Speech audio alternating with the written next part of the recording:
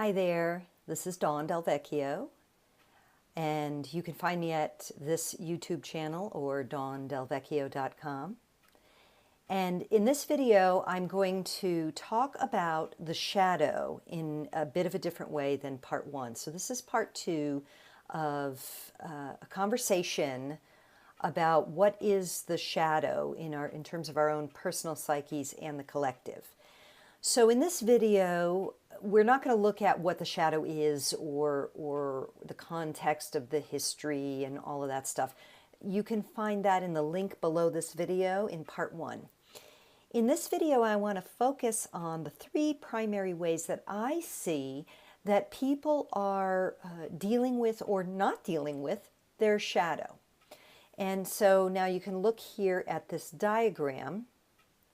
And in this diagram, you can see that I've got the shadow in the middle and I've got three different parts, three different sections here. So this section here is called the unexamined life. So this unexamined life represents the vast majority of people on planet Earth, and they are just living their lives in some variation of survival mode or unexamined. They don't reflect upon themselves particularly, and they typically follow mainstream beliefs, whether that's mainstream religion, medical, what career is or job. They watch a lot of TV, particularly in certain countries. They're not examining anything within. They're just living their lives. And we're going to talk a little bit about the consequences of each of these choices in a bit.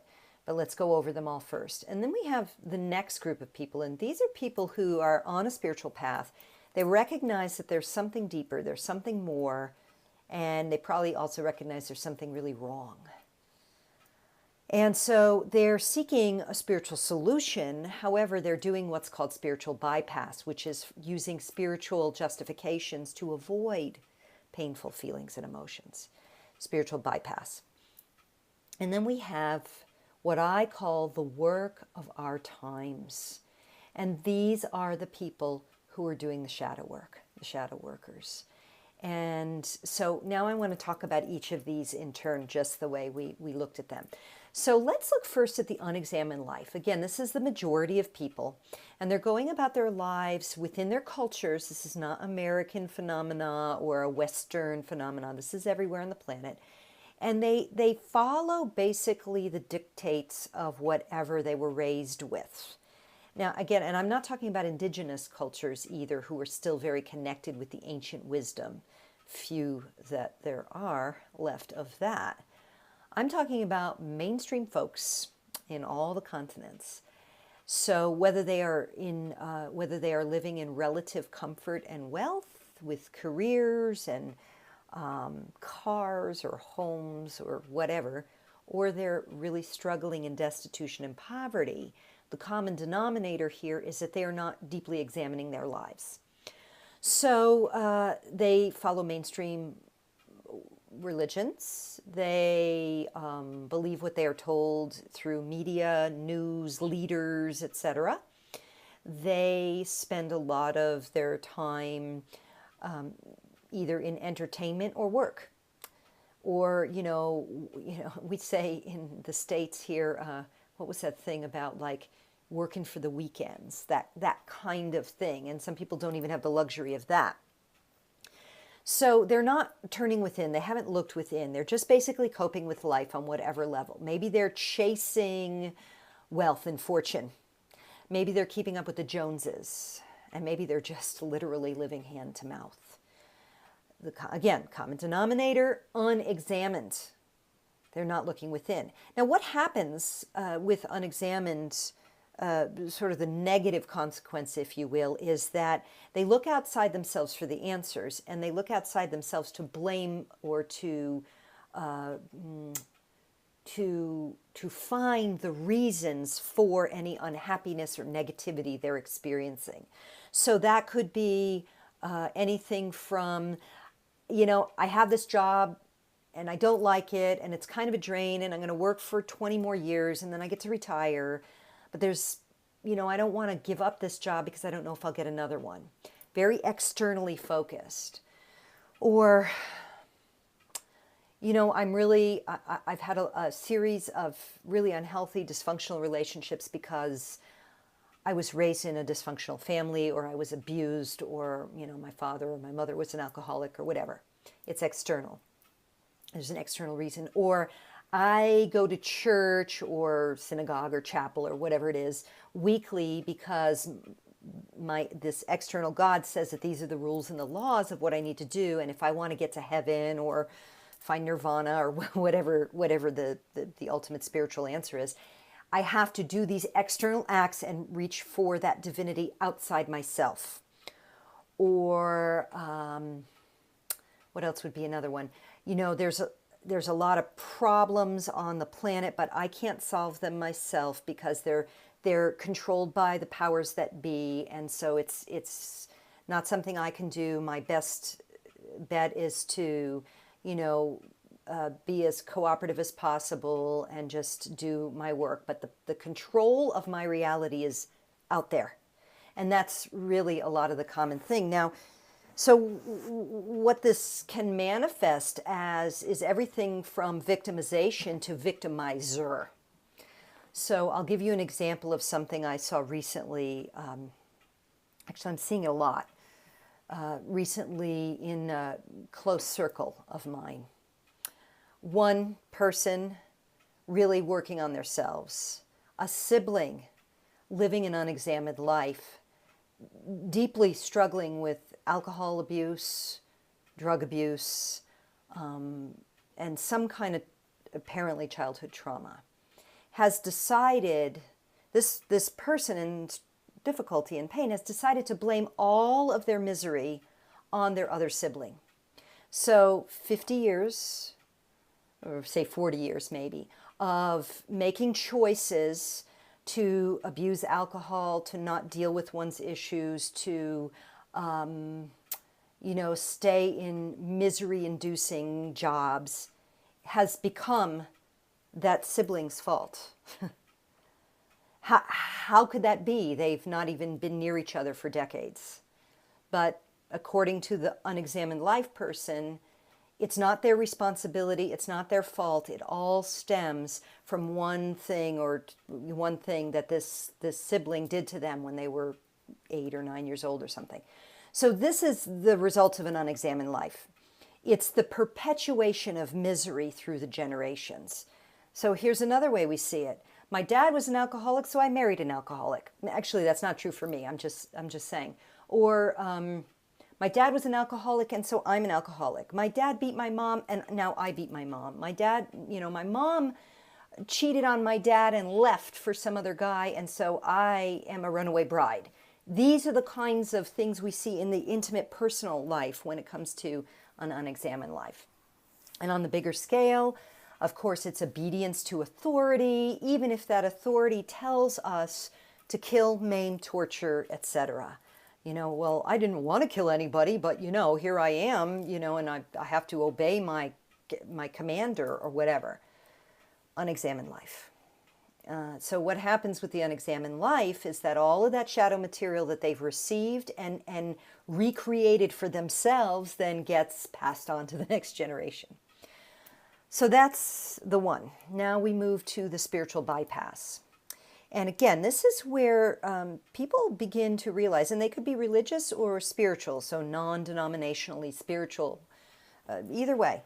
They realize there's something wrong, they're suffering. Or it may be, you know, like, I'm tired of falling in love with alcoholics, or I'm tired of feeling miserable all the time, or whatever it is. They're seeking a solution, and they begin to look for answers, but they don't look necessarily within, or they dip in there and it's too scary, too painful, so they come out and they look for some other answer. So spiritual bypass can look a lot of different ways as well. One of the ways it can look as, God must have meant me to suffer. I'm paying back karma. I must have been bad in a past life, so I'm burning off a lot of karma. This could also look like, I'm going to meditate or go to the mountaintop or ignore everything and just tune into the divine. Now, I meditate every day. I want to be clear that me, Dawn, I meditate every day. I've meditated every day pretty much for many years. I'm not saying there's something wrong with meditation, nor am I saying there's something wrong with connecting with the divine, a higher, deeper source. What I'm saying is that when you do spiritual bypass, you are avoiding the painful feelings, using spiritual justifications to avoid looking within. So, for example, there are a number of spiritual teachers who are out there and who are basically saying a lot of flowery language, but basically advocating or encouraging their followers, first of all, to follow them, which right there is a little bit,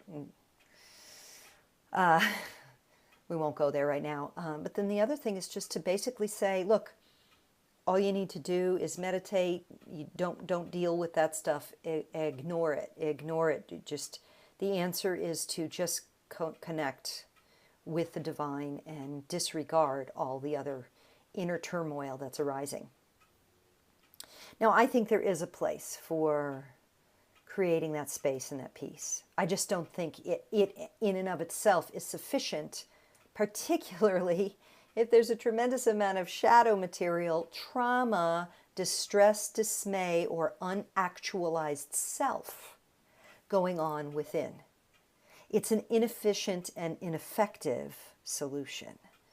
So just saying it's all good, you know, this kind of thing, it's not sufficient. And here's when we know it's not sufficient. I live in Sedona, Arizona for about 2/3 of the year. And even when I live in Southeast Asia and Thailand for the other third of the year. So I'm in, on some Facebook community groups related to the location and in spiritual groups, right? And what's really interesting to see sometimes, and unfortunate to see, is that if a conflict in the community comes up, like maybe there's a public referendum around something related to the public lands around here, let's say, and people have strong opinions, so they begin to express their opinions. So what's really interesting to see is sometimes when someone who claims to be very spiritual and like meditative and, really connecting with the divine, all of a sudden lashes out incredibly nastily towards someone who is in disagreement with their opinion. This is the bullseye red flag sign that this is a person who's doing spiritual bypass. Why? Because they're basically walking around with the energetic equivalent of a sucking chest wound. So as soon as someone challenges any even little iota of their egoic identity of what their belief is, they can't handle it at all. It's like I said, like walking around with a sucking chest wound. You're walking around, you're holding it just so that you can cope, and someone comes along and just pokes you like that, and all of a sudden you freak the heck out. This is spiritual bypass. This is or the evidence of spiritual bypass. So again, this is not about saying there's something wrong with meditation or doing things to elevate your vibration. I feel that that's absolutely valuable. It's just in and of itself, when you are not digging in to do the inner work of clearing yourself out, there's only so far you can raise your frequency because you're loaded down with shadow material that needs to be released, needs to be faced, cleared, owned. So let's go now to the work of our times. The work of our times is what I consider to be, for many of us, not all of us, shadow work. And I mentioned in another video about what I call the indigo warriors. And if you're familiar with these new kids who are coming in, it started with the indigos and it went to, excuse me, it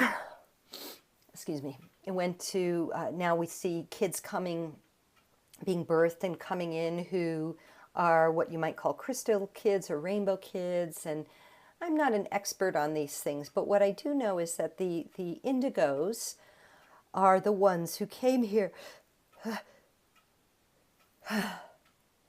Interesting, I'm getting the sneezes talking about indigos. The indigos are the ones who came here to bust the systems. We're the ones who came here and said, like, this is crap. This is bullshit. We got to get rid of this stuff. And we come with great courage. We come with great commitment to make change. Now, a lot of us get sort of sidetracked along the way or undermined or fearful.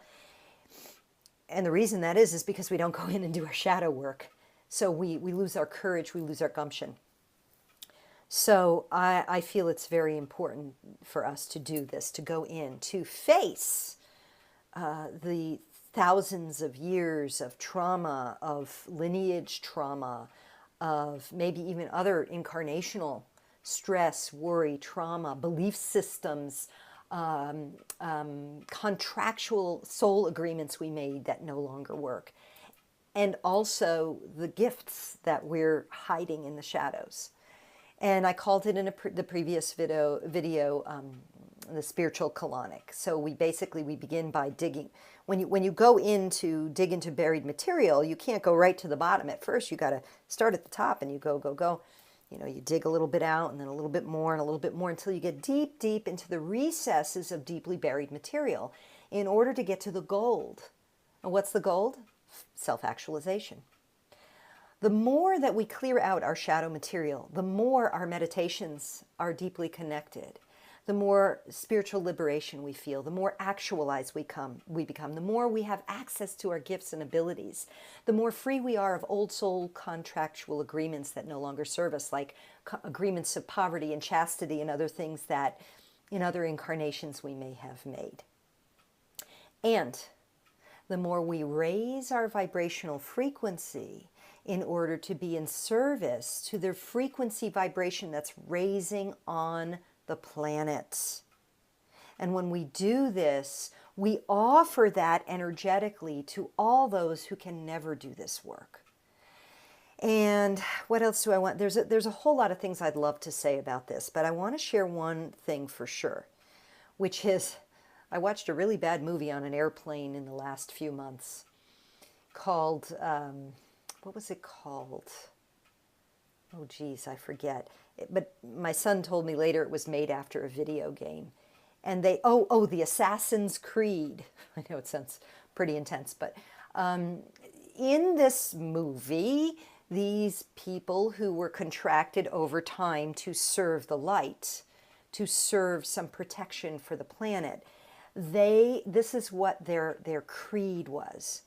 We work in the darkness to serve the light. We work in the darkness to serve the light. Now, maybe it was slightly different than that, but this is essentially it.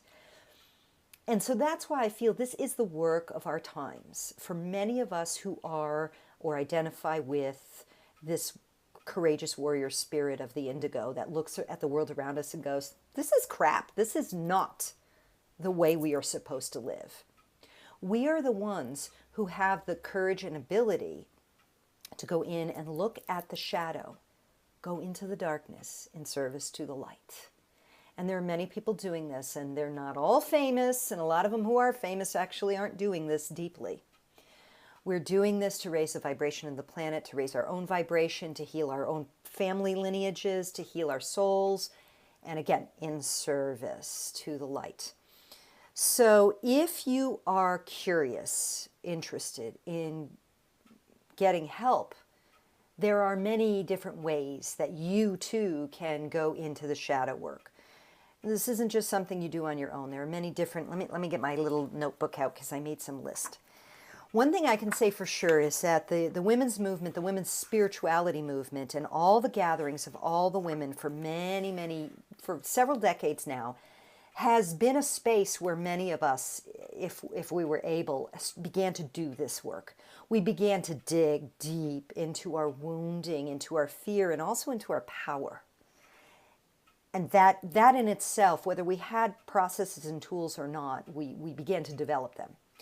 Another place, a place where men are doing this, and my husband's been working with this group, it's a worldwide group, so if you're a man watching this, Mankind Project. Mankind Project is also dedicated to assisting men in doing this inner work so that they could really be initiated as true new warriors, men of power on the planet, true power, not violent power, not hateful, toxic power, the power of service to healing and protecting. Some other things, NLP, neuro-linguistic programming, and hypnosis. Now, NLP can be used to manipulate, but NLP in the hands of a light worker is used to reprogram the subconscious mind where all that buried material is. honoring the free will of the clients in service to their own spiritual liberation by clearing out the shadow. Breath work is another way to access it. Rebirthing techniques, some shamanic practices. There's also some Gestalt style embodiment therapies, somatic therapies, primal release work. There's just a lot. There's a lot of stuff out there. You have to start looking. So if you're listening to this and you're curious and you want to know more, you can always leave me a message here or reach out to me on my website. And I offer this in service to the light, for the light, as an indigo warrior of the light. And what else do I want to say? I thank you for your willingness to be courageous and to consider claiming and reclaiming your light by going into the shadow and clearing yourself out and liberating yourself in any way that you can. And until the next time I make a video, I wish you bright blessings, currently from Sedona, Arizona. Mwah.